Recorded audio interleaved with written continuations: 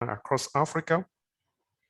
And we can see that dryland are more impacted from Mauritania, Senegal, Mali, Burkina Faso, Niger, Chad.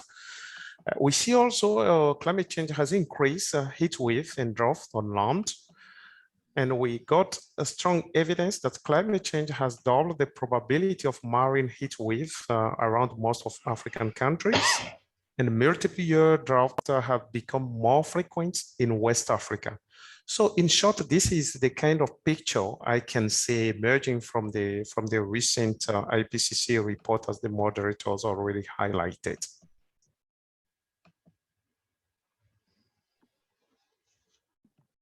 Yeah, I was having a bit of a problem with my mute button there. Thanks, Dr. Totem. Now, you in your previous role with the Climate Change, Agriculture and Food Security Program, CCAFS, of the CGIAR, you supported and facilitated support to the Africa Group of Negotiators.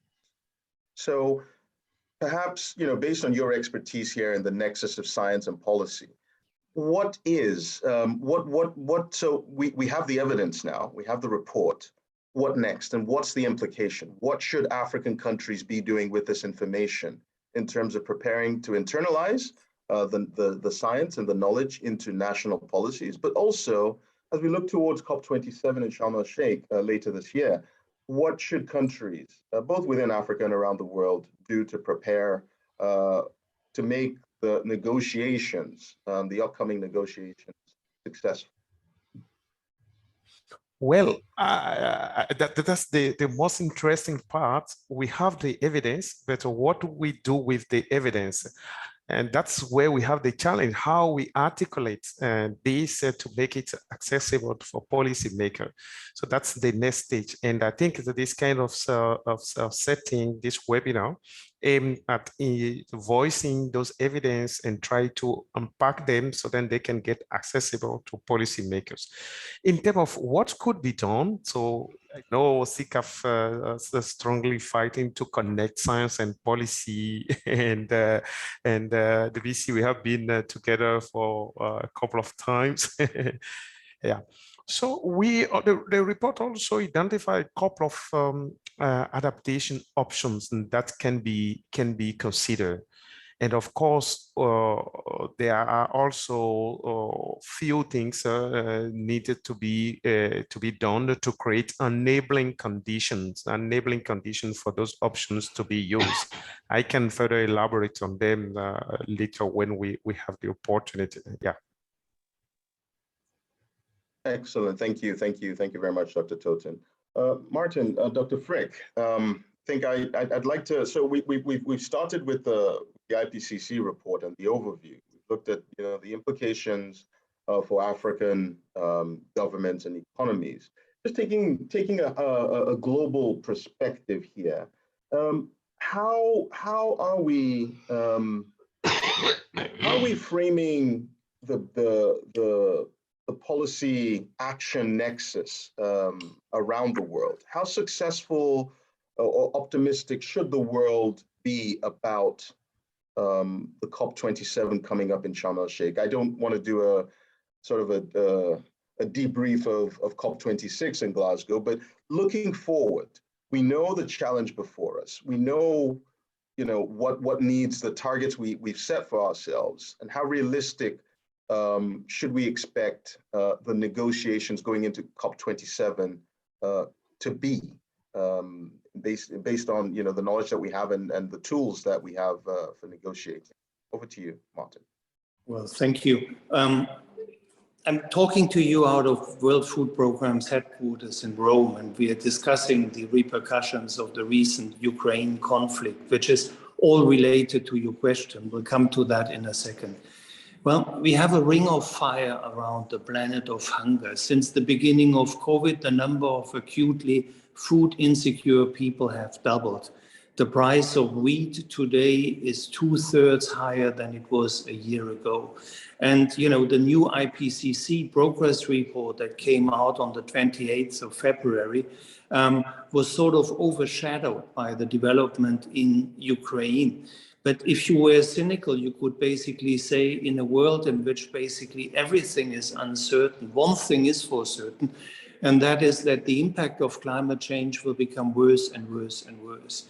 Now, I have been involved in the negotiations since many years, 15 years, and I think the best thing in the UNFCCC process was the Paris Agreement in 2015, which was the absolute pinnacle in terms of the interest and the political energy. But make no mistake, it is not a top-down agreement. It doesn't oblige anyone to anything. It basically played all the responsibility back to the countries, and now we are in a system of bottom-up pledge and review.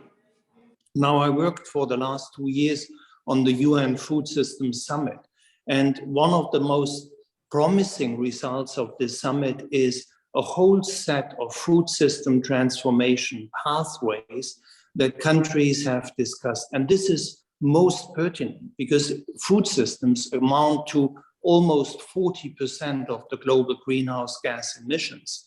They are the most vulnerable bit when it comes to climate change and the most human need there is. It's also links to the biodiversity agenda, of course. And, you know, there is no SDG 2 or SDG 1 without stable agriculture. And yet, these aspects are constantly undervalued. So I think what needs to happen is not so much a focus on the negotiations. Sometimes I could get the feeling that the COP process can happily go on to COP 86, nothing much is. What needs to happen is action on the ground. And for that, first and foremost, we need to break the silos. We need to get the different ministries together. We need to think in an interconnected way. Climate change can force us to do that. And very clearly, it has to force us to do that. Just to give you one number, there are 3 countries in the entire world who hold 66% of the wheat reserves. Just in terms of national vulnerability, independence from imports, independence from oil and gas imports, also independency from artificial fertilizer. There has to be a very substantial turnaround in terms of agriculture in all of the African countries to have any chance to stabilize food supply and be secure in the longer term. And that is not only a climate imperative, this is an imperative of national security, and this is an imperative it's simply to feed the families and the children. So I would not, focus too much on the negotiations. They will always follow the reality, but all our energy needs to go into the implementation and the planning on the ground. Right. Thank you very much, Martin. And I'm aware that you are pressed for time, but before you leave us, could I ask a follow-up question to that? Please. Now, you've alluded to the need for national level implementation and action, but you've also talked about this systems approach.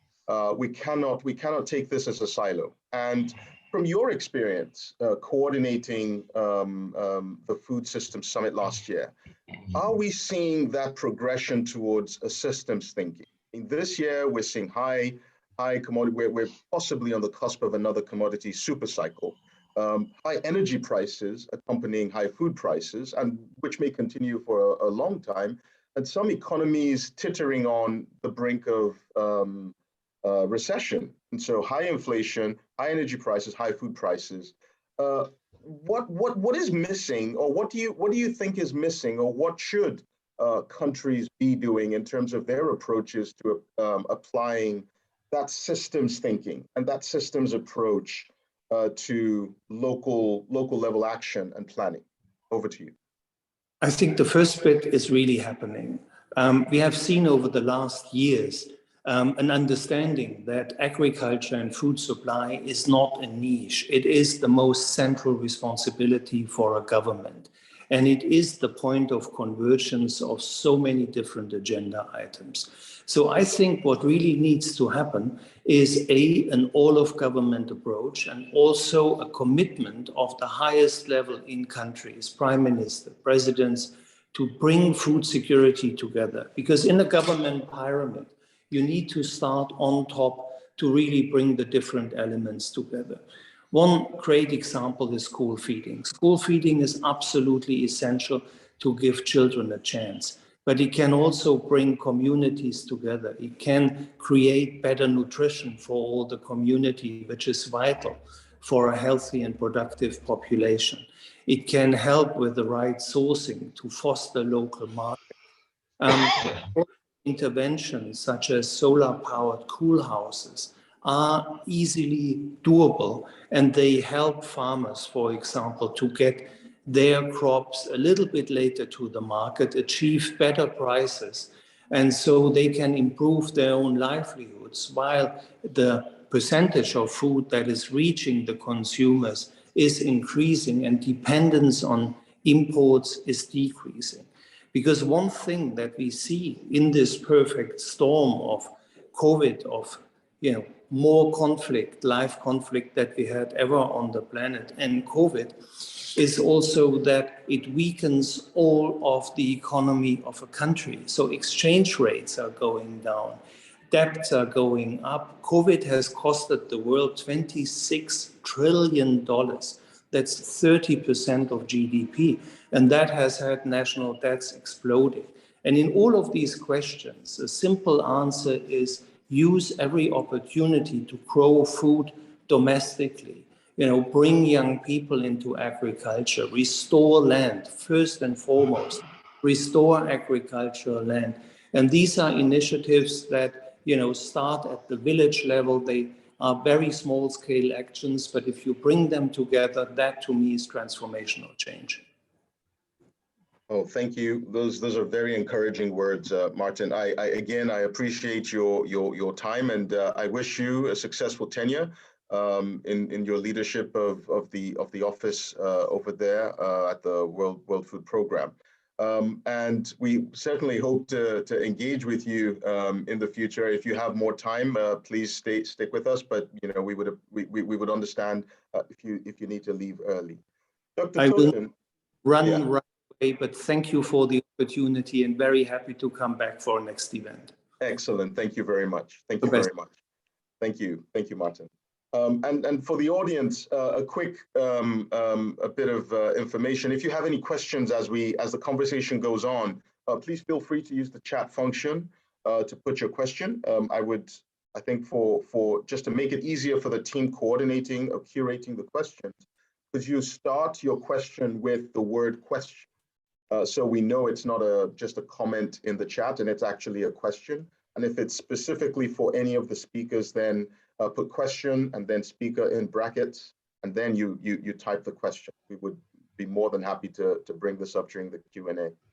Dr. Toten, back to you. You heard Martin, give us this systems approach. The priority should be for countries. I mean, yes, we have the COP negotiation process going on, and that can go on ad infinitum. But more importantly is what countries need to do. Now, on the African continent, at the last COP meetings, we saw the African Development Bank announce the Africa Adaptation Acceleration Program, AAAP. It's supposed to galvanize $25 billion in funding for adaptation.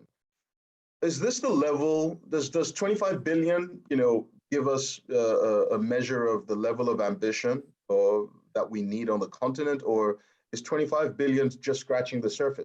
What's the cost of adaptation here, Edmund? And what is it going to take in real terms for African countries to weather this storm, and also to transform food systems for inclusive sustainability and prosperity for all? Over to you.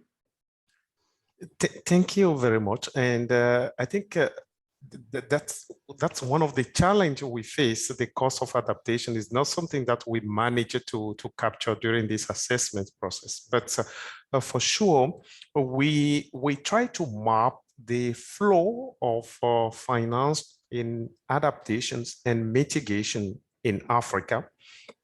And we did it at the continent level, but we try also to downscale and see how it flows in the different countries. Two things to learn from the figure. we have strong evidence that shows that in terms of the global climate research found in the world, only 14.5% is coming to Africa. So that's a first shock. The second one, among those 40.5%, we only have a 3.5% of the global African climate-related fund managed by African organizations or African institutions. So that's the second shock. And we may, I earlier mentioned enabling conditions. So the capacity to derive or generate fund to support adaptation initiative is one of the key priority we should see. And when we see the top 10 countries located in Africa, located locations that manage to capture fund, climate-related fund, we have only 2 in Africa, and they are at the bottom. We have Kenya and South Africa. So this is one of the major things that we should keep in mind. And when we talk about, I fully share what Martin just mentioned. Just to give you an idea of the scope of how climate change is affecting food systems in Africa, we see that since 1961, for instance, 34% of our agricultural productivity has been slowed down. And when we look at the major staple crop like maize used across the different countries in Africa, from Senegal, where they talk about tow, to Eastern Africa and Southern Africa with ugali, we see that the yield of maize is already decreasing by 6%, which means a lot. And the same, we see that a global warming would affect the yield of this same, a global warming of 2 degrees, with a 2-degree global warming, we can get a reduction of maize crop by 20 to 40%. Please remember that maize is one of the major staple crop, and coming to 40% of reductions, it has a huge implication for food system, food security across the continent. And it's true that is not only isolated action that can support adaptation, effective adaptation, that also an innovation in this report where we try to see the effectiveness of adaptation options across Africa. So we need cooperation. So that's something key beside money as a resource to support adaptation. We need cooperations. We need transboundary adaptation planning. And we need finally long-term planning. So those are major things that we should consider when we talk about adaptation in Africa. When we look at coastal erosion, we see in many countries we have more country-focused options, but that will not solve the problems. I know Senegal has been investing a lot of money in coastal erosion, but that will just move the problem to the next country. So I think country intergovernmental cooperations and transboundary planning, long-term planning, those are major things we should bear in mind when we talk about adaptation, when we talk about food systems. Yeah, and of course, finance to support adaptation options. And it has a huge implication also on the, I'm so passionate about this. I can talk all day about it. Yeah, let me hold it here. Thank you very much, Dr. Totin. I want to just check in if Mr. Ephraim Shatima of the Africa Group of Negotiators is on the webinar with us now, or is any representative of the Africa Group of Negotiators on here? Could you indicate using the chat function? I think, Dr. Totin, it's me and you now. It's like old friends just catching up. I want to go back to a report that was released a few weeks back. So the CAADP biennial review came out, and from there we have just Rwanda as the only country that is on course to achieve the target set out in the Malabo Declaration, the only African country. Of course, we know that the CAADP is a self-reporting mechanism, but we've seen, this is the third biennial review report that's come out now. And over the last 6 years, the numbers of countries that were on target have been reducing. So now we're down to one. I mean, I had feared this since 2020, from the onset of the pandemic. Some countries were struggling already, and then you had this, we call it a trifecta, a perfect storm. You had the global pandemic that eroded all the gains and reduced global productivity. Now you have increasing commodity prices and high energy prices. Now, with this in mind, so given that CAADP indicates that most countries aren't on target to achieve global goals, national goals, regional goals, you name it. Realistically, what hope should we have that countries are going to get it right? Is it still a challenge of getting the science to the right policymakers, or making policymakers understand the science? Or is it, having, figuring out how we design mechanisms to fund the ideas that get us on the pathway to prosperity? Or is there something else that we're missing? I'd like to hear your thoughts, based on your experience, whether it be CCAPS or in your current role in academia. What are you thinking about? Because in the context of the Malabo Montpellier panel, again, we identify successful policy interventions, and then we put these together as cases to encourage other countries to identify pathways to prosperity. And so, where should these cases come from? What should give us a cause for excitement, looking to COP27 and beyond? Over to you. Yeah, well, thank you. I think that's what colleagues call combination therapy, and it's require, of course, government support. It's require scientific evidence. That's, for instance, what IPCC is offering. Yeah, but how we disaggregate the scientific evidence to make it also accessible and understandable to policy mechanism. It will require also mechanism that provide or facilitate access to funding, as I said. But it's my call also for purely African perspective, how we value traditional knowledge and indigenous knowledge. And this is something we strongly put forward in the report, in the Africa chapter. We say how we value traditional knowledge, how we make it visible, and put it at the setting, at the intersection of science, and capacity building. And I think Martin mentions how we provide opportunity for young to operate.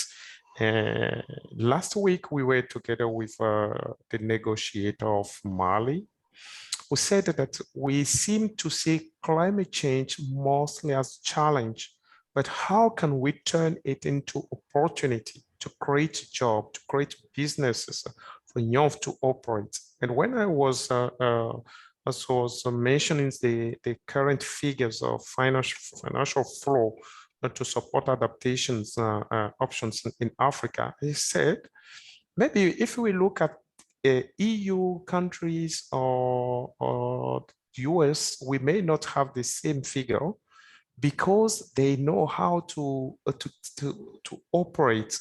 They see this also as a kind of opportunity where new kind of services can be designed to target this kind of niche. Where we have commercial bank that operates in trading, but how can we also, for instance, I was just saying that how can we have specific bank that will operate on environmental sector to support, to get help, to get leverage So, I mean, those are a couple of things we could mention. We see today that providing climate information is key and can make a significant change because it can help the farmers to have more informed decisions and get accurate data. But we don't have the infrastructure to get accurate data. We look at the whole pictures and only 10% of the global agrometeorological facilities in Africa. And among those 10%, 54% are not able to provide accurate information. So how do we support? How do we make the transformations? So that's why, again, I said that it's a combination therapy that require governance systems, that require capacity building, that require how we value local knowledge and local and indigenous knowledge. Yeah, so that's what I can see. Oh, thank you. Thank you very much, Dr. Toten. So I think I think that the recurring theme here, based on what you've said and what Martin mentioned earlier, is this systems approach. Food is intersectional. I think it's what got me, what made me fall in love with the agri-food sector.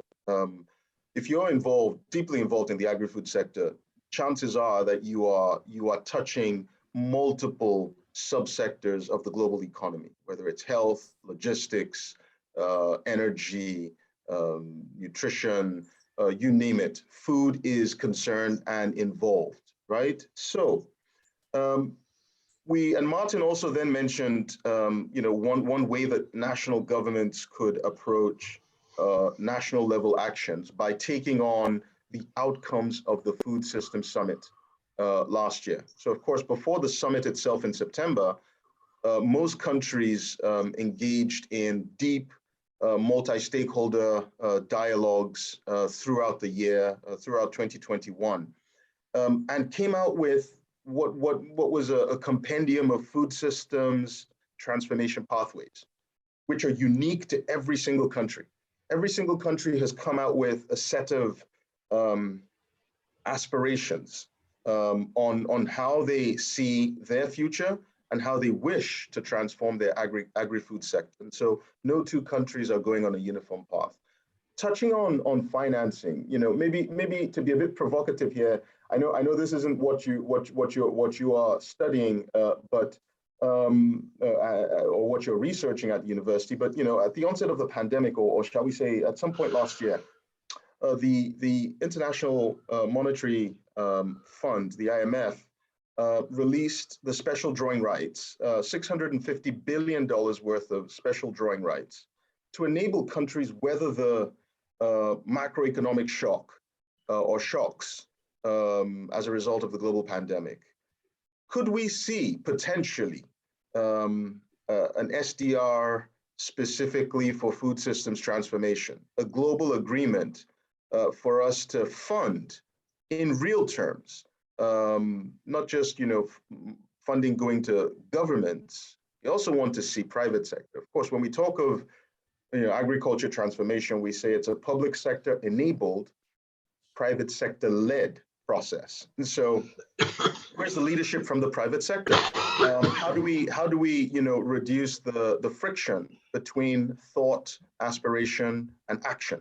Is it a finance hesitation? If it's a case of access to affordable capital, how do we release capital to the private sector to deploy these investments?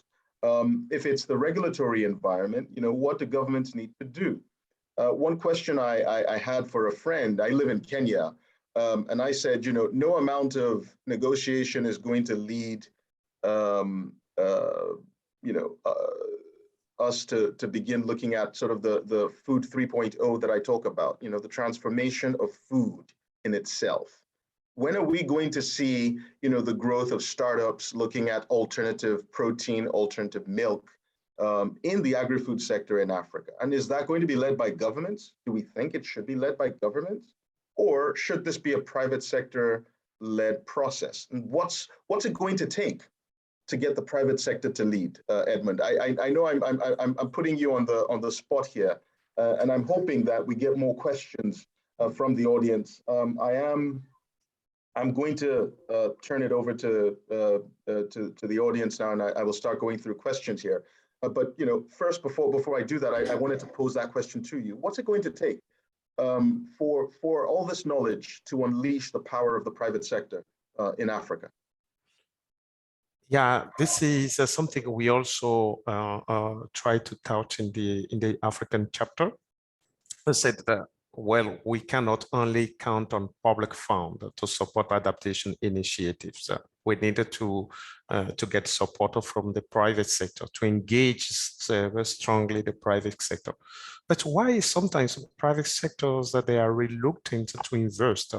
Because they don't have a safe space. So those are part of what we call the enabling conditions. So they just want to have a kind of safe space where they can operate and relate support initiatives. So I think that's a part of the governance package that can be put in place, these enabling conditions.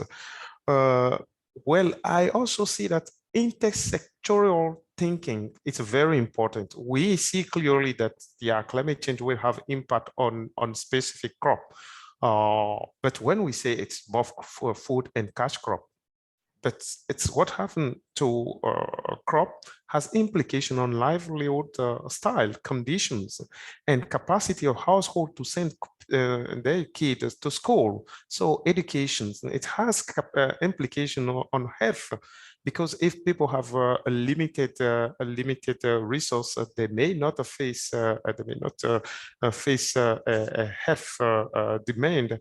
So this kind of systemic thinking is also important. It's not only about finance, but it's also how we take not only sectorial perspective or silos, and that's also what we try to see, also the compound and cascading impact of the cascading risk, and how what happened, for instance, in water sector can have implication on food, on health.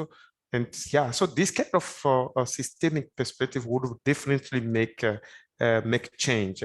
And I said for the private sector, they need capacity building, but also kind of more a secure space where they can operate. Yeah. Thank you very much, Edmund. And I couldn't agree with you more. I think it's important that we do not see this as a public sector enabled and public sector led process. It's not just the public sector. All stakeholders are involved. We want to see the enabling environment created for private capital to flow in, for true transformation to happen. I wanted to touch on, I see Ekin's question, Ekin Birrell. I had seen the question, but it was reposted again. Now the question is, since this is Women's History Month, how would you recommend adaptation, or how you would recommend adaptation solutions, or how would you recommend adaptation solutions to be developed, implemented, and evaluated to ensure the gender transformative outcomes? And are there any success or failure stories from across Africa when it comes to adaptation interventions and their impact on gender equity and women's empowerment? Maybe Edmund, before I hand it over to you, I wanted to mention that I'm aware of a report that came out. IFPRI, the International Food Policy Research Institute, published a paper late last year on gender diversity and power in the global food systems. It was co-edited or co-authored by the Director General, Joan Swinnon, and my dear friend Jemima Njuki, the former director for the Africa region and now chief for empowerment at UN Women. So I think there is a conscious effort to not just apply a gendered lens to evaluating interventions or identifying the pathways for gender equality and food systems transformation, but I think each country, as part of the food systems dialogues last year, came up with pretty unique recommendations and action points. I think what I would like to see, hopefully we see this, Aiken, is that countries then, I don't think what we need is another sort of summit or meeting, but a conscious effort to hold ourselves accountable. We don't need a COP on gender equality, or I wouldn't say we don't need, but I don't think a COP on gender equality in agri-food systems, would be as powerful or compelling as a national commitment to achieving certain targets. And it's not even just about voluntary reporting on the status of equality. I think we need to have equality. If if transformation is not equal along any lines, then you're getting this asymmetry, and the country or an economy isn't maximizing its potential. I think we already know this.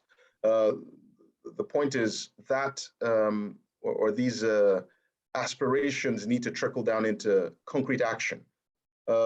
Hopefully, this is one of the points that the Malabo-Montpellier panel will dive into in future reports and show through case studies whether it's policies, actions, and progress that different countries are making in deploying or ensuring that we're developing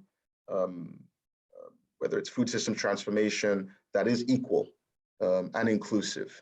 It's not just equality, but inclusivity matters as well. Edmund, do you have anything else to add to this? I mean, those are the key words we highlight: inclusive and equity.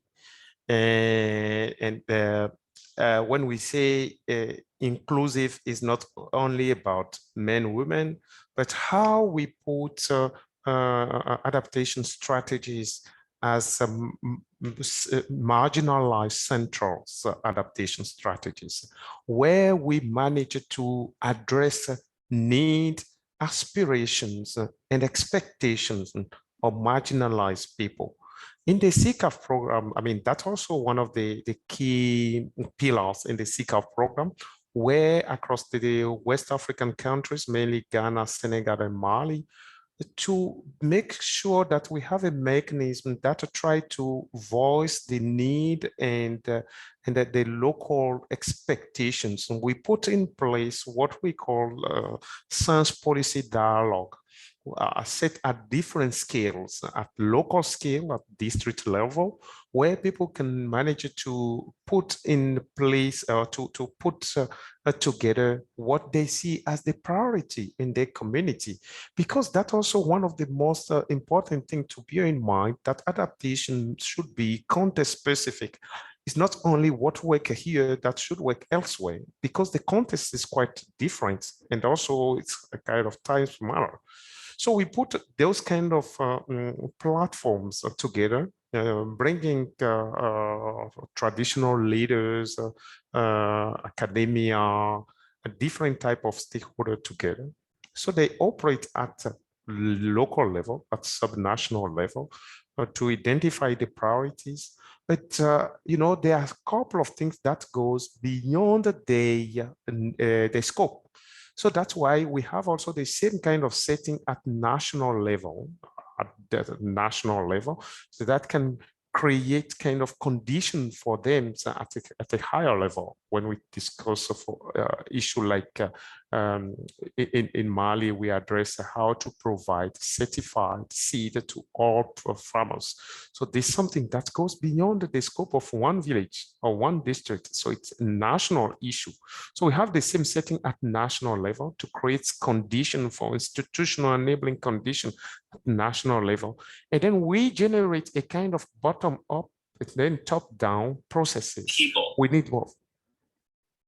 Yeah, so Yes, we need both processes to be in place. Yeah, so that's one of the typical case. Adaptation, in short, to keep it short, I would say really those are the key things we should bear in mind. How we make adaptation processes inclusive and equitable Right. No, thank you very much, Edmund. I want to, as we're bringing this to a close, I want to touch or on another question. It says, so this is a question from Mastawal Yami. Thank you very much for the interesting points. What efforts are underway to protect the rights of local communities who safeguard and protect community forests across Africa?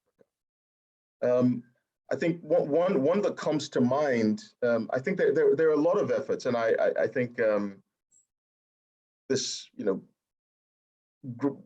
ensuring that we entrench sustainability across the world is unleashing the creativity of different sectors, public sector, private sector, even the philanthropic organizations are, going to great lengths to try new things and experiment with ideas. One that comes to mind is the Bezos Earth Fund, the newly created Bezos Earth Fund. That's a $10 billion fund focused on supporting countries to achieve the Paris Agreement. They're giving a grant to protect areas. One example is a grant of, I think it's about $130 million to protect 11 million hectares in the Congo Basin. And these types of funds either prevent any additional loss in biodiversity or loss of biomass, but also creating the incentive for communities to preserve what we already have. Of course, we want to grow existing biomass, planting new trees. Across Africa, we have the Great Green Wall program that's still raising funds to invest in not just planting trees, but in the economic livelihoods of people in the Sahel and across the Sahel. And as you know, if you look at climate change and the impacts of climate change, I suppose, Edmund, you can speak more about this because you worked in Bamako. As the impacts of climate change continue to manifest across the Sahel, it's going to impact everything from the way people live, migratory patterns, where people cluster around, the challenges for either it's resources, water, food, energy, etc. And so, if you're also looking, in a climate change scenario to regreen the Sahel or to green the Sahel, then your thinking cannot just be binary. It's not just about planting trees. So it's that systems approach again. And I think there are lots of efforts underway, and lots of scientific work is going on in the research of models, systems, actions, and practices. And I think, as we go on, we will continue to see more of these. But Edmund, do you want to add anything to that? Yeah, I think you nicely painted, but I just want to highlight that I mean, it's beyond the technical part or growing tree, those things. This IPCC has been unique in engaging indigenous community in the validation process. So it was just amazing. And yeah, so make sure that the knowledge are valued. And in the Africa chapter, this is something we try to really put forward. I already mentioned it. So we put it forward, how coming from Africa, we know in different communities that people can just watch, look at the weather and see what will happen, whether we could expect rain, or just looking at the birds' movement and say, well, so how we capture those kind of knowledge and how we make effective use of it. That also can be part of the picture. And I think it's becoming acknowledged.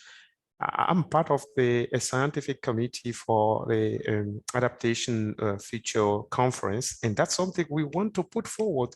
So how we engage is not only about science, but how we connect with this kind of knowledge, because that's also very important. Yeah. So DBC, that's the short piece I can add. Excellent. No, thank you. Thank you very much. I'm speeding through here. So Julie Howard asks a question. The CADP process provides a powerful model for developing and implementing country-owned strategies, even if countries are not yet on target. What are lessons from CADP that can be taken forward, and what needs to be added, changed to ensure that national plans adequately address climate objectives in a food systems framework? I think Julie, maybe before I give my point, Edmund, since this was your bread and butter, CCAFs, and in your new role, what do you think is missing, and what do we need to do to ensure that we're integrating this into the climate scenarios into food system transformation strategy? Over to you. Yeah, I mean, this is quite challenging question. Yeah, well, what I would say is really how we consider diversity. I'm a social scientist, and I said we should not take things like a cast in stone, but how we make it flexible to accommodate conditions in each. So that's why when we look at a framework, sometimes I say, well, I really enjoy framework, but it's something which should also offer flexibility to accommodate. To be short, I think for me, it's really important to address people's needs and people's challenges. We should not see things in more rigorous, being flexible, long-term planning, and good governance. So those are some of the principal propositions I could say quite important for transformation of food systems in Africa. Yeah, no, thank you. I couldn't agree more, Edmund. I think maybe just to add is, as has been mentioned, we already have the template now to advance CADP. Shall we call it CADP Plus?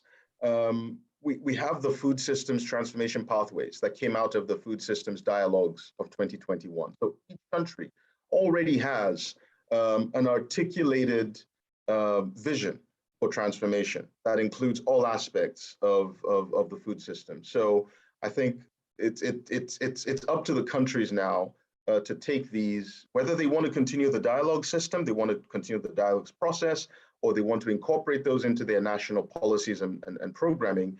They have the templates. I think there's very little need for external interventions at this point in how the policies are shaped. The implementation, perhaps the funding, the technical capacity, etc. Perhaps that's where external support will be required. But in terms of the vision, national governments or all countries around the world have done a great deal of work in articulating, their aspirations and hopes on how they want to see food systems transform. So thank you again for your question. Dabire Dembele asks, to what extent are you dealing with seed safety and security? I think there's an entire a network of organizations working on future seeds, seed safety, seed security, and it begins with protecting the plant genetic resources. So we have the Crop Trust that invests in storage, but also not just the storage, but also the sharing of plant genetic resources around the world. Most recently, again, perhaps maybe because this concerns me, my former organization, CIAT, the International Center for Tropical Agriculture, recently commissioned the Future Seeds program.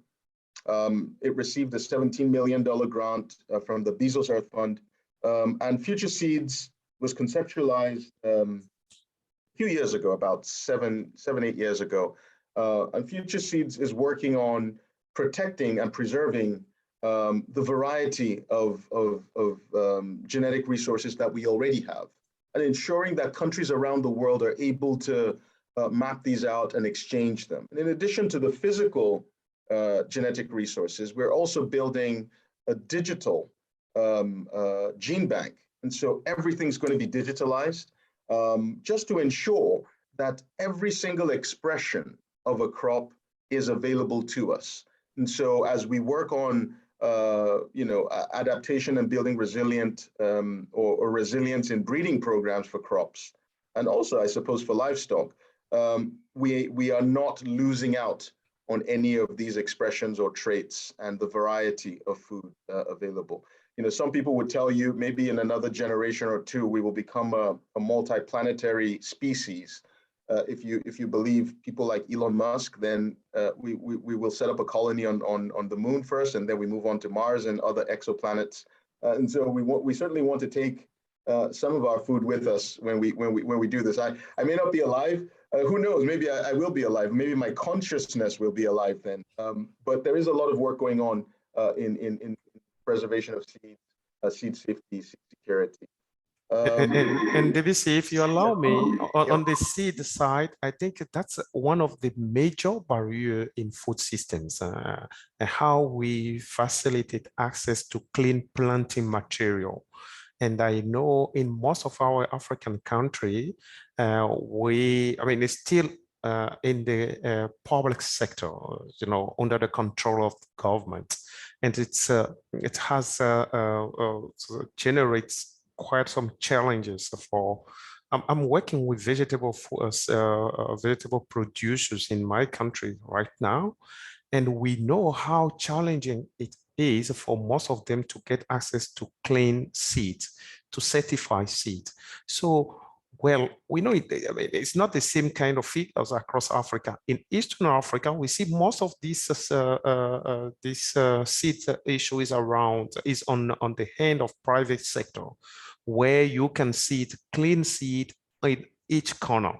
So how can we manage in West Africa to get this kind of coverage where people, they don't need to walk a long day to get clean material? So I think this is a governance issue, but how it's moved from public or government organizations into the hand of private sectors who want, it can be, as Martin mentions, it can be one way. This can be a way to create opportunity for you to operate. How can we, this is quite critical in food systems, how to facilitate access to clean seed. And so we are planning a conference on this, to see a conference, but also at the same time, the kind of advocacy for the government to create space. That's part of what I was saying earlier, is how we make a safe space for private sector to operate. No, thank you very much, Dr. Totin. And I think with those words, we'd like to bring this webinar to a close. My sincere thanks to you for staying with us throughout. My appreciation to Martin Frick for joining us. Our sincere appreciation to the organizers, Academia 2063, of course, the Malabo Montpellier panel, of which I'm a member, and most especially to you, members of the audience, for joining us and engaging with the questions. We encourage you and invite you to follow the work of the Malabo Montpellier panel. I think the information is now in the chat, on social media, on Twitter, Facebook, LinkedIn. I don't know if we've got a TikTok, but if we did, you'd probably see a bunch of us dancing and singing to why we need to transform our food systems for inclusivity and sustainability. But also, I would also encourage you to join us for future sessions of the webinar series. We will engage on thematic issues, and we will also convene eminent speakers from around the world to bring together the thinking and actions required for inclusive agri-food transformation in Africa. So it's not just about how things affect Africa, but how Africa can influence the world. So with those few words, I would like to wish you a very good and productive rest of your day. I thank you very much for listening. Thank you very much, and have a good day. Goodbye. Thank you. Yeah, bye. And happy to reconnect. Yeah, thanks everyone. Yeah, we should catch up soon. Thank you. All right. Bye-bye. Bye.